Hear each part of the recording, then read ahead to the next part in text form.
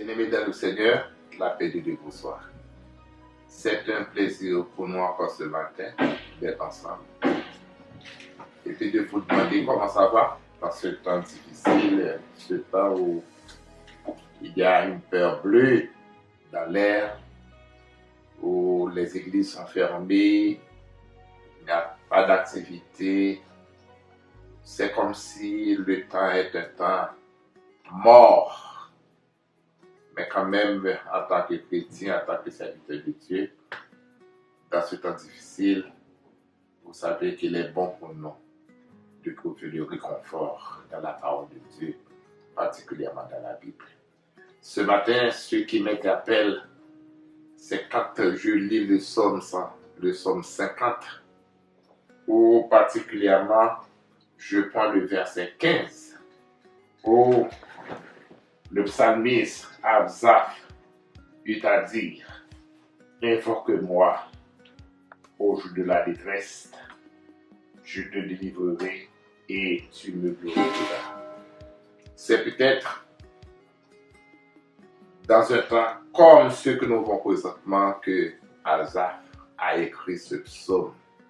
Ce psaume justement qui nous interpelle, qui nous rejoint dans ce temps difficile.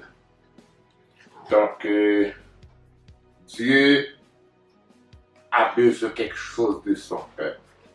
En tant que peuple de Dieu, nous devons répondre, n'est-ce pas, par le positif.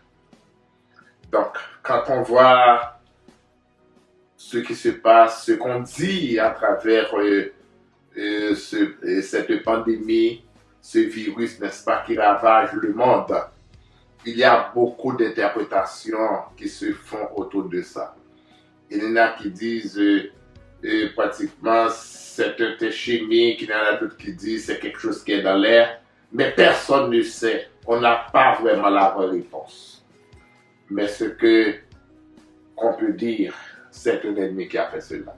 Et d'ailleurs, c'est Jésus qui nous dit ça dans sa parole, dans Matthieu 13, verset 28. Et en face justement de la parabole du livret, quand il parlait avec ses disciples, un mauvais herbe était rentré dans le champ, et puis les uns se questionnaient, les autres aussi répondaient, mais comment donc, puisque le champ est encerclé, comment donc ce mauvais herbe est fait pour arriver là? Jésus a seulement dit, c'est un ennemi qui a fait cela. Bien-aimés, nous servons un Dieu grand, un Dieu véritable. Nous ne devons pas nous laisser à la peur. Nous ne devons pas céder parce que nous avons la foi en Dieu. Dieu va quand même faire quelque chose pour nous. Donc, dans ce temps de la fin, ce qui est important pour faire, c'est de prier. Prier le Seigneur avec sincérité. Chercher la force en Dieu. Soyons soudés les uns avec les autres pour qu'on ne se laisse pas aller par la dépression, parce qu'on soit fort. Et dans cette parole que Dieu nous dit, il y a quelque chose particulièrement qui vient me chercher. C'est dans Matthieu 5, verset 44. Il dit: priez pour ceux qui vous persécutent. Avec le coronavirus, personne ne sait qui a fait cela, où cela a pu venir. Mais ce qu'on sait seulement, c'est que ça crée dans l'atmosphère, ça crée à travers le monde. Tout le sentiment de panique, on a entendu les nouvelles. Il y a beaucoup de morts, beaucoup de gens qui sont infectés et ça n'en finit plus. Mais il y a quelque chose que Dieu nous dit ce matin, de prier pour ceux qui nous persécutent. Et on raconte l'histoire d'un chrétien. Un chrétien qui revenait sans doute de service de réveil, qui vivait dans une zone reculée, une zone pratiquement qui est contrôlée à l'époque par les Allemands. il traversait une zone occupée dans la région d'Argenton-sur-Creuse pour rejoindre sa famille. Alors qu'il traversait le village, il fut arrêté justement par l'armée allemande.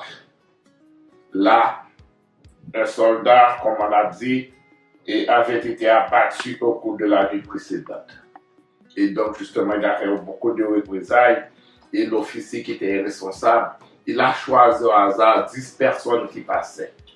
Et il les avait alignées dans un coin pour être fusillés.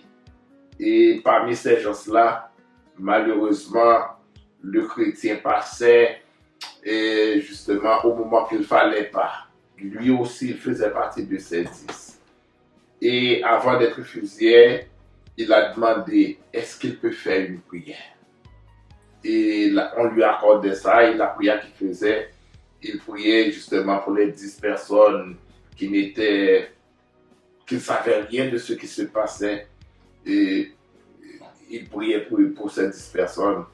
Également, il priait pour les soldats qui avaient la responsabilité pour les fusiller. Il priait même aussi pour l'officier qui donnait l'ordre de fusiller, n'est-ce pas, ces personnes-là. Après, et on lui a accordé ça, après la prière, d'ailleurs il avait prié à haute voix. Après, l'officier responsable avait demandé de traduire ce que le chrétien disait. Et quand on lui a traduit ce qu'il disait, comme il priait même pour les gens qui étaient là pour fusiller ces 10, alors il a arrêté. Il a dit que c'était plus nécessaire de les fusiller. Il a envoyé ces 10 personnes-là chez eux. Bien-aimés, c'est à cela que Dieu nous demande. On ne sait pas ce qui est arrivé, comment cela va finir. Mais prions le Seigneur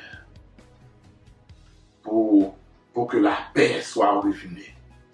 Parce que c'est important pour nous, parce que c'est un ennemi qui a fait cela. On ne sait pas, mais on sait seulement, après la tempête, le calme va revenir. Chrétiens, restons branchés. Chrétiens, unissons-nous ensemble et cherchons la présence de Dieu à chaque fois. Dans vos familles, quand vous êtes à la maison, faites-en des cultes avec vos familles, pendant que vous ne pouvez pas sortir aller à l'église. Mais il y a un moyen quand même de servir Dieu, parce que n'oubliez pas que Dieu nous dit, quand 2 ou 3 se trouvent réunis, il est là au milieu de nous pour nous bénir, mais pour nous donner la force aussi de continuer jusqu'à son retour.